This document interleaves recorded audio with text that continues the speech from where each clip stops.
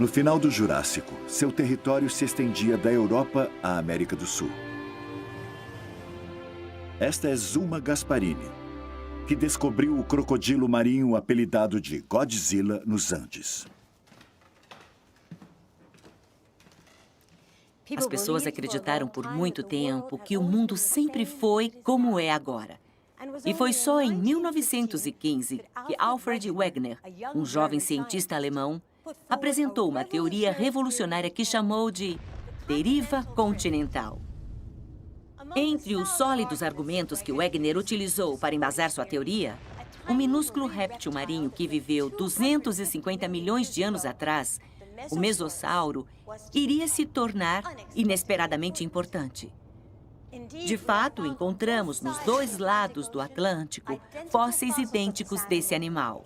Mas considerando o pequeno porte do Mesossauro, como o que temos aqui neste aquário virtual, é óbvio que eles eram pequenos demais para atravessar um oceano tão vasto como o Atlântico por conta própria.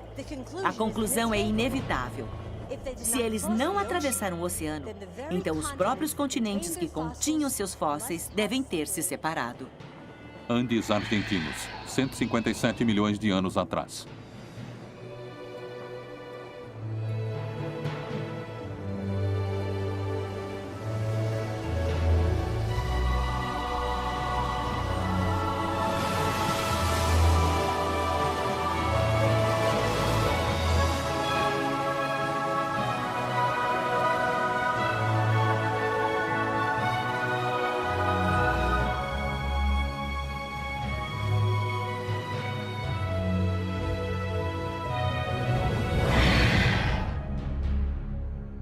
O Jurássico foi a idade dos animais gigantes.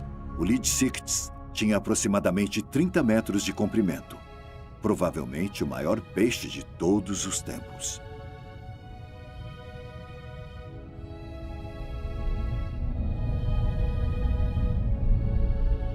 Como se chamam esses plesiosauros de pescoço comprido? Esses são os elasmossauros. Eles estão engolindo gastrólitos, pedras que auxiliam na digestão.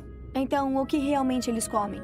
Moluscos e muitos peixes, a julgar por seus dentes longos e afiados.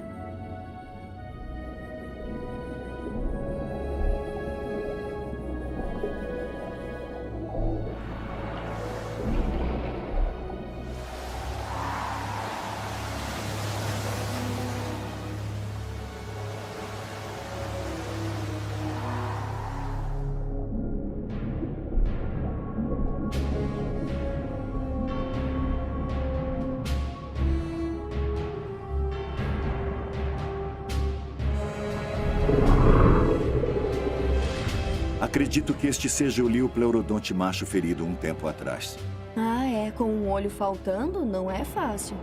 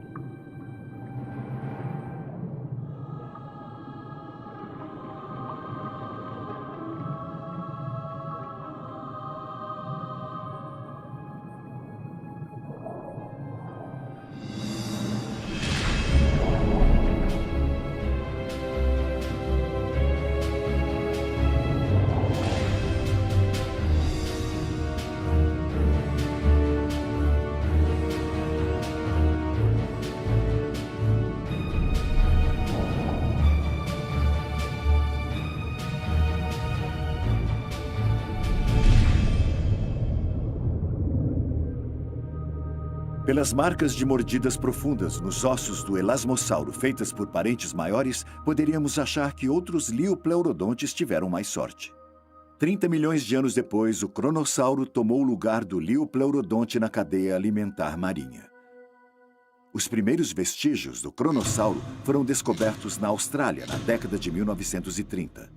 Um crânio de 4 metros de comprimento com mandíbulas de 3,5 metros, armadas com dentes como punhais. Para nos falar mais sobre os plesiosauros, aqui está o Dr. Benjamin Keir, um especialista australiano nesses animais.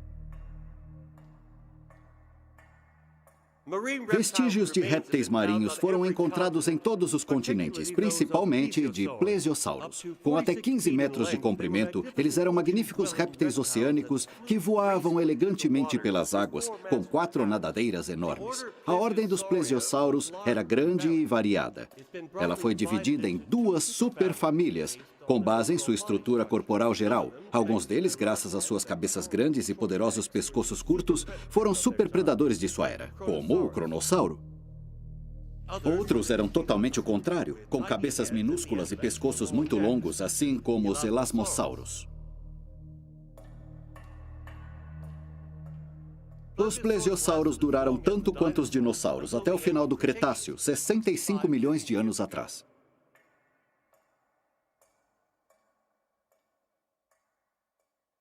O Cretáceo é o último período da Era Mesozoica e é a idade dos mosassauros. As massas de terra tinham quase atingido suas posições atuais. Os mares interiores das Américas haviam recuado, mas a Europa ainda estava parcialmente coberta por águas rasas. Holanda, 65 milhões de anos atrás.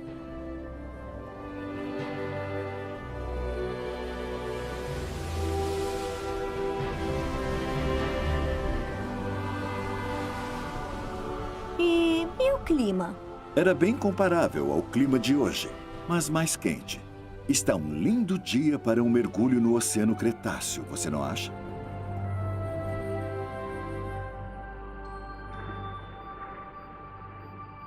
Como tem sido há milhões de anos, os moluscos ainda são a refeição favorita da maioria dos predadores.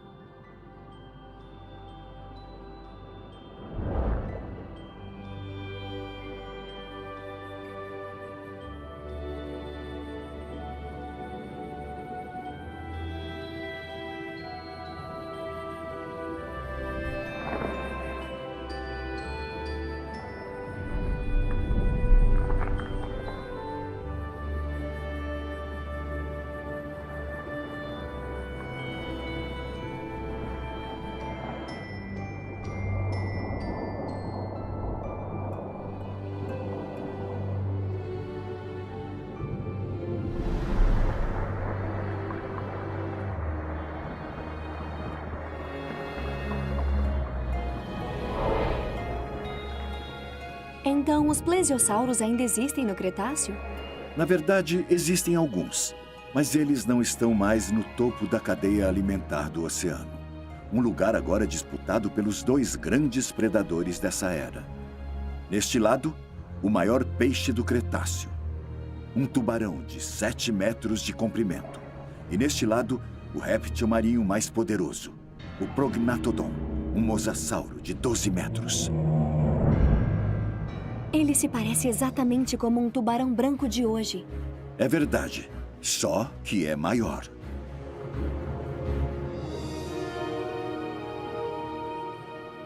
Mas o tubarão nunca vai estar à altura disso. Não temos tanta certeza. Ele tem uma vantagem considerável sobre seu adversário. O tubarão não precisa ir para a superfície para respirar. Então...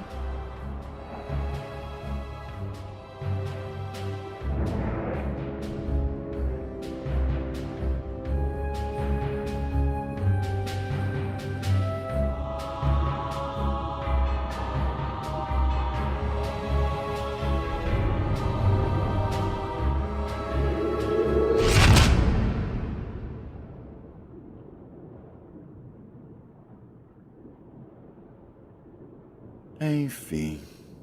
Eu disse que o mosassauro ia ganhar. Desta vez, sim. Mas esse não foi sempre o caso. Encontramos dentes de tubarão incrustados em ossos de mosassauros.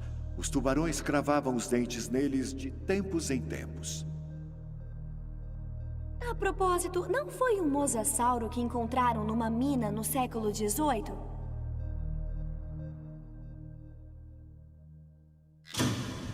Aqui estamos muito perto da mina, onde o famoso animal desconhecido de Maastricht foi encontrado por volta de 1770, Como todos os paleontólogos, Olivier Rippel conhece essa história muito bem.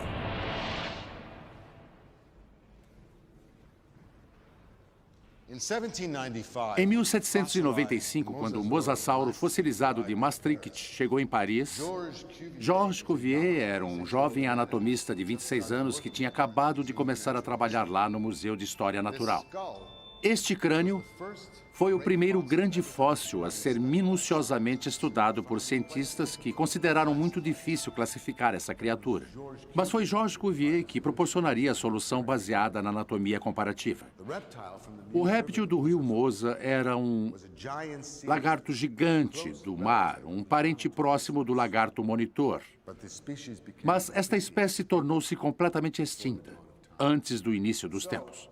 E assim, o mosasauro ajudou a sustentar a teoria de Cuvier de que vários cataclismos universais ocorreram na Terra no passado distante. E, em parte, graças a esse animal grande, Georges Cuvier é reconhecido hoje como o pai da paleontologia. Sudoeste da costa do Colorado, 65 milhões de anos atrás. No final do Cretáceo, a passagem marítima interior da América do Norte ainda não tinha desaparecido completamente.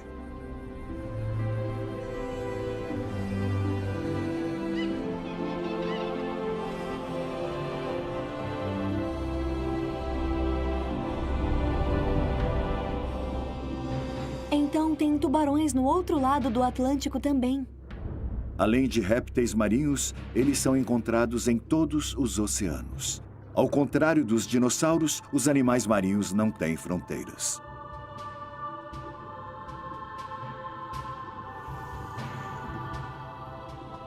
Estes são jovens tubarões longos de 4 metros. Depois de horas pondo ovos na praia, esta tartaruga está exausta. Presa fácil para tubarões famintos.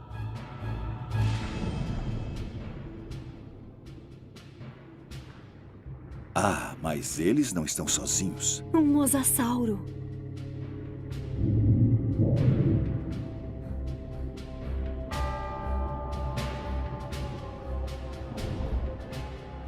Este grande predador realmente é o equivalente marinho do famoso Tiranossauro Rex.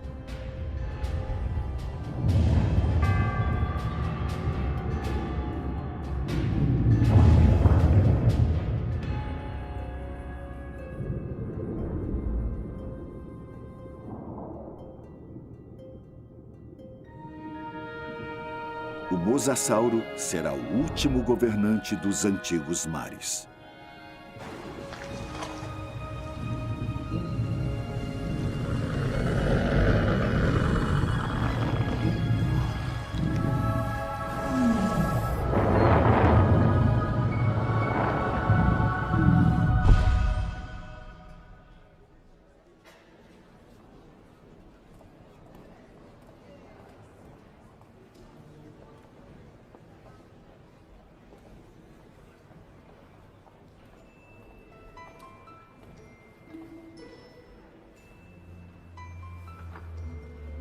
Este é um dos dentes dele. É para você.